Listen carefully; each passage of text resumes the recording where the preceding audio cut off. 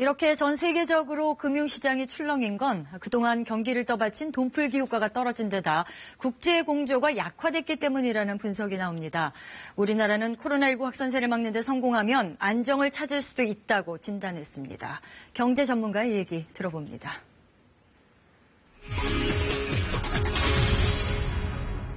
이미 유럽 같은 경우에는 마이너스 금리가 확산되어 있다 보니까 금리를 낮출 수 있는 여력도 별로 없고 낮추더라도 효과가 크지 않은데 부작용만 키우지 않을까 하는 우려가 작용했던 것으로 보이고요. 네. 미국 같은 경우에는 트럼프 대통령이 나서서 급여세를 걷지 않는 감세안을 추진하겠다라고 이야기까지 했었는데 사실은 이것이 의회의 반대로 의회의 문턱을 넘지 못할 것이라고 하는 전망이 확산되면서 도리어 실망감을 키웠던 것으로 보입니다.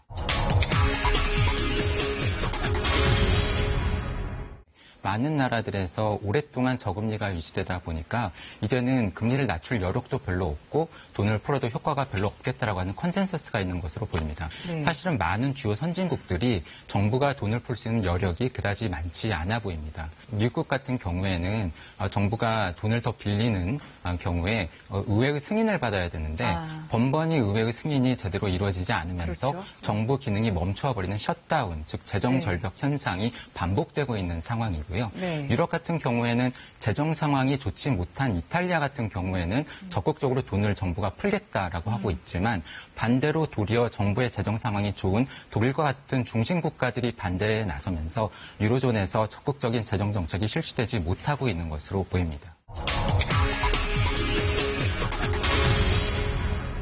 과거에는 모든 국가들이 같이 금리를 낮추고 재정으로 돈도 풀고 했는데 최근에는 사실 글로벌 공조가 잘 이루어지지 않는 모습이 나타나고 있어요.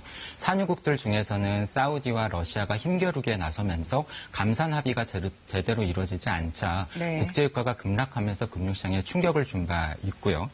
트럼프가 유럽발 여행객의 미국 내 입국을 금지하는 과정에서 협의가 제대로 이루어지지 않았던 것도 불안감을 키웠던 것으로 보입니다.